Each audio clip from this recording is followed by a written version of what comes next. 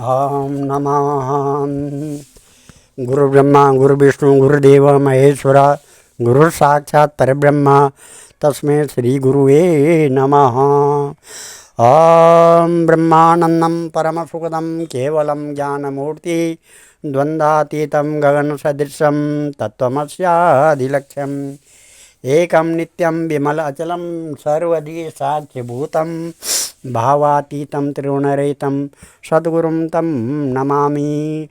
आदो देवकी देवगर्भजननं गोपीगिरिवर्धनं मायापूतनजीवतापहरणं गोवर्धनोद्धारणं कंसच्छेदनकौरवादिहननं कुन्तीसुतापालनम् एतत् श्रीमद्भागवतं पुराणकथितं श्रीकृष्णलीलामृतम्। हरे राम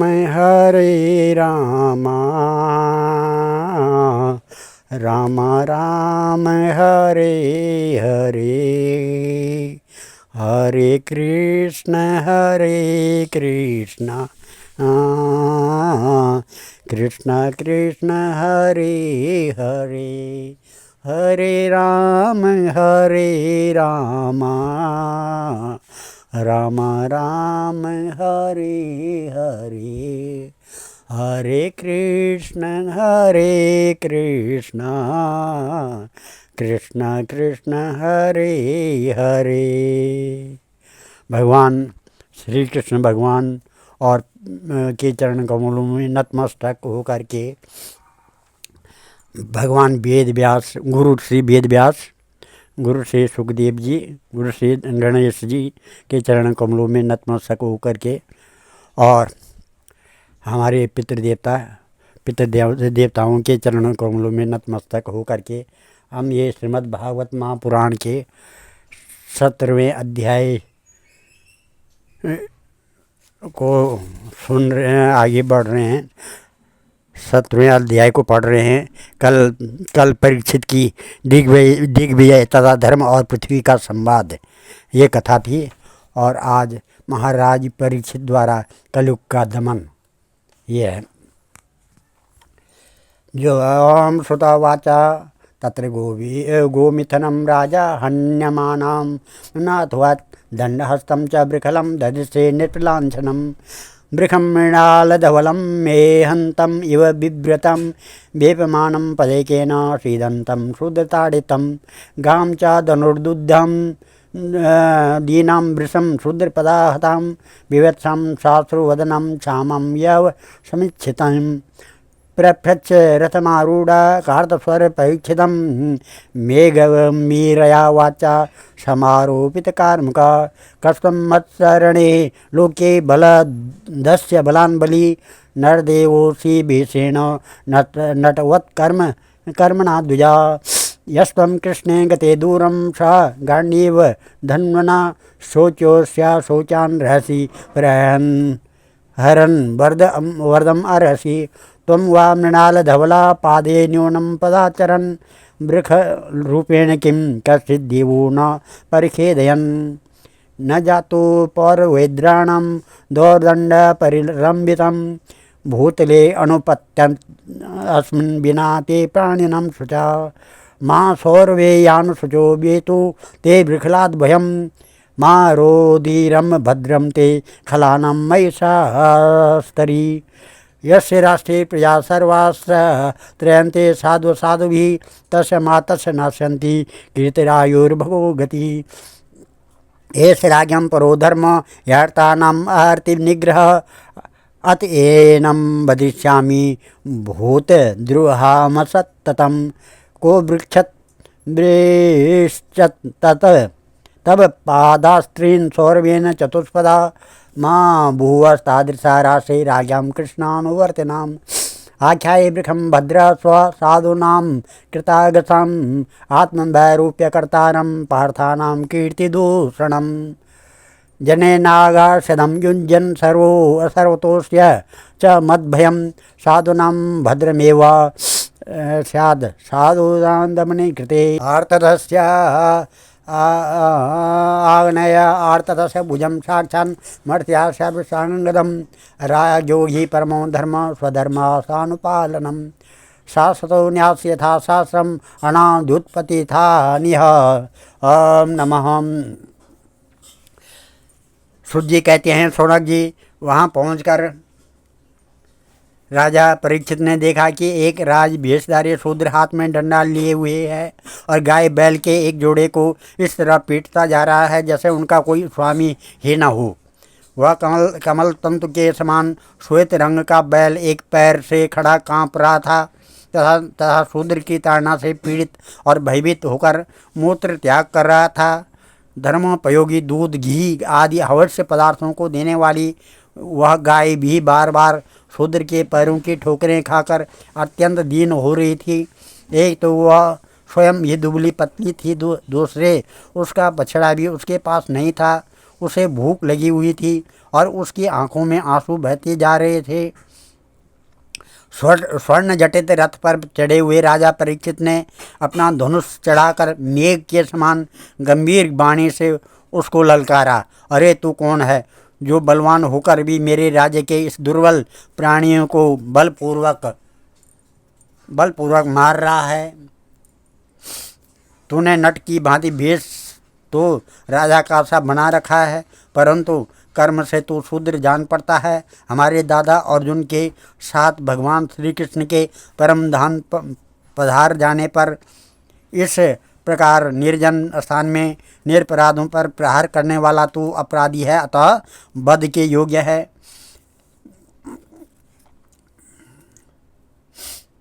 धर्म ने पूछा,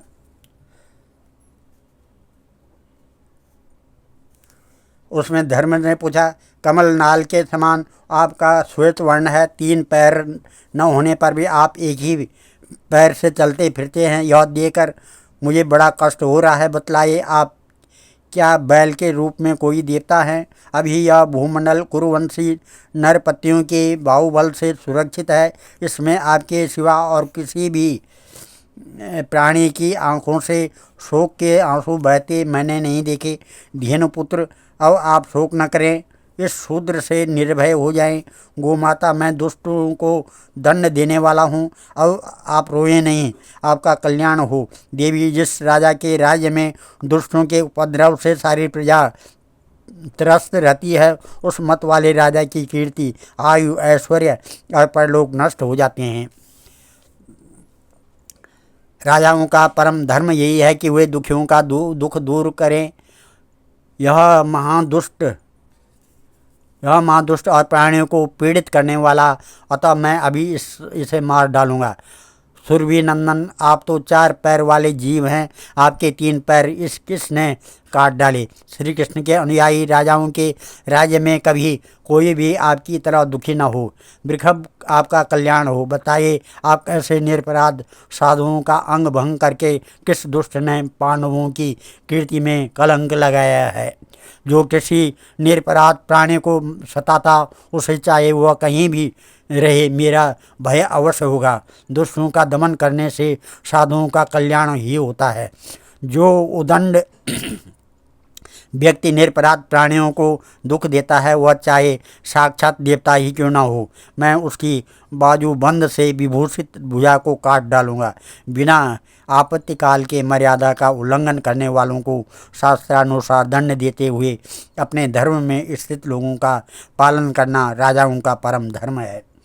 धर्मवाचा एतद्वा पाणवे देवानां युक्तामार्थ भयं वचः एषं गुणगणे कृष्णो त्यादो भगवान कृता न वयं क्लेश बीजानि यथा यशो पुरुषार्षभा पुरुषं तम बीजानीमो वाक्य भेदा मिमो यथा केचित् विकल्प वर्षना आहोरात्मान आत्मना देवमन्ये परे कर्म स्वभाव परे प्रभुम अप्रत्यर्क्यादनि देशादिति केशव निश्चय अत्रानुरूपम राजर्षि विमर्शा समनीषयः।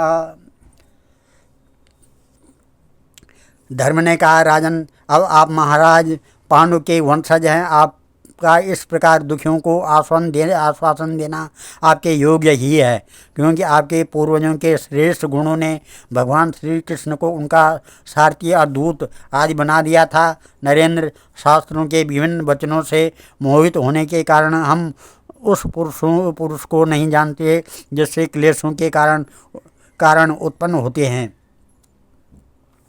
जो लोग किसी भी प्रकार द्वैत स्वीकार नहीं करते वे अपने आप को ही अपने दुख का कारण बतलाते हैं। कोई प्रारब्ध को कारण बतलाते हैं तो कोई कर्म को, कुछ लोग स्वभाव को तो कुछ लोग ईश्वर को दुख का कारण मानते हैं। किन्हीं का ऐसा भी निश्चय है कि दुख का कारण न तो तर्क के द्वारा जाना जा सकता है और न वाणी के द्वारा बतलाया जा सकता है। राजर्षि, अब इनमें कौन सा मत ठीक है यह आप अपनी बुद्धि से ही विचार लीजिए। श्रुत उवाच एवं धर्मे प्रवदति स सम्यग् द्विजसत्तमः समाहितेन मनसा विच्छेदो परचष्टभाम। श्रुत जी कहते हैं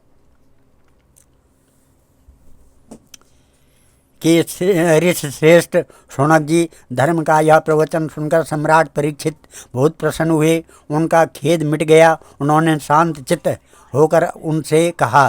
परीक्षित ने कहा, धर्म ब्रुवीण धर्मज्ञ धर्मोषि वृक्ष रूपधिक यधर्म कृत स्थानम सूचकस्यापि तद्भवेत्।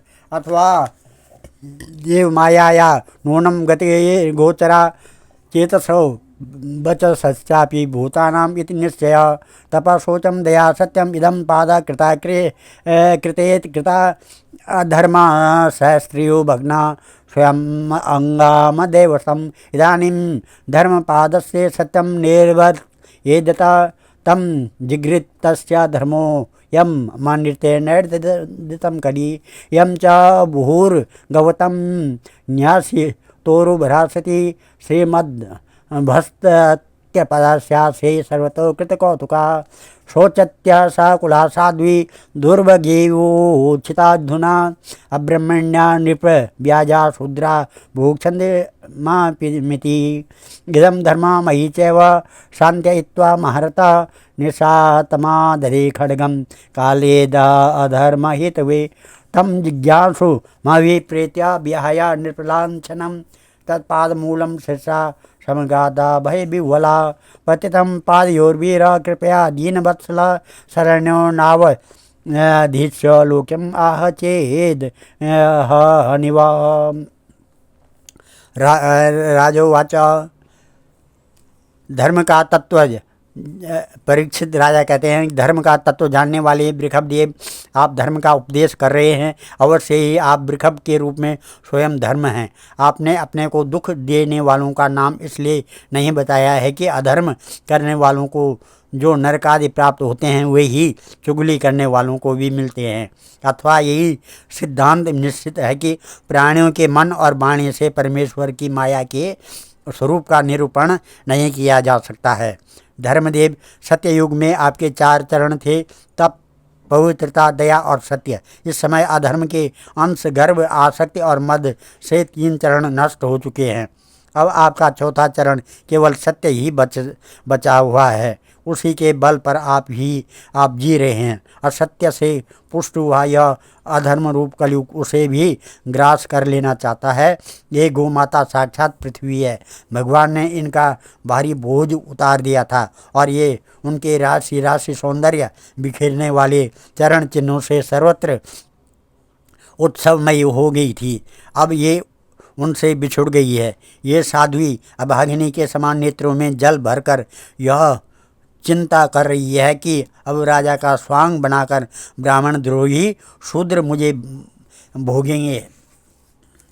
अति गुड़ा केश यशोधराणाम बद्ध्वा जलेर्वेद भयमस्त किंचित न वार्तितव्यम भवता कथम च न क्षेत्रे मदीये त्वम धर्म बंधु त्वम वर्तमानं नरदेय देहे स्वनु प्रवृत्तो यम धर्म पूगः लोभो नितं चौर्यमनार्यमहम् अहो ज्येष्ठा च माया कलहंस दम्भ। न वर्तितव्यं तद्धर्मबन्धो धर्मेण सत्येन न वर्तितव्ये ब्रह्मवर्त्ये यत्र यजन्ति यज्ञे यज्ञेश्वरं यज्ञवितान विज्ञा यस्मिन् हरिर्भगवानिज्यमाने इज्यामूर्ति यजतां संतनोतु कामान मोगान स्थिरजंगमानाम अंतर्बहिर्यारि वैश आत्मा। राजोवाचा परीक्षित बोले,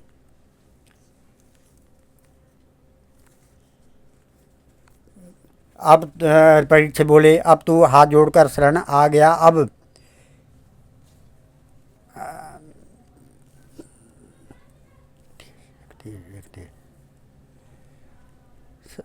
अर्जुन के यशस्वी वंश में उत्पन्न हुए किसी भी वीर से तुझे कोई भय नहीं है, परंतु तू अधर्म का सहायक है, इसलिए तुझे मेरे राज्य में बिल्कुल नहीं रहना है।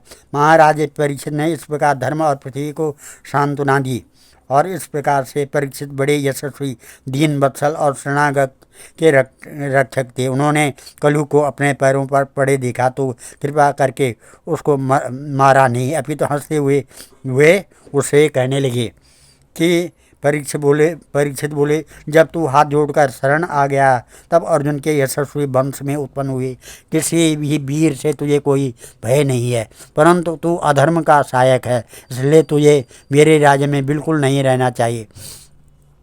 तेरे राजाओं के शरीर में रहने से ही लोभ, झूठ, चोरी, दुष्टता, स्वधर्म त्याग, दरिद्रता, कपट, कलह, दम और दूसरे पापों की बढ़ोतरी होती है। अतः अधर्म के साथी इस ब्रह्मावर्त में तू एक क्षण के लिए भी न ठहरना, क्योंकि यह धर्म और सत्य का निवास स्थान है। इस क्षेत्र में यज्ञ विधि के जानने वाले महात्मा यज्ञों के द्वारा यज्ञ पुरुष भगवान की आराधना करते रहते हैं।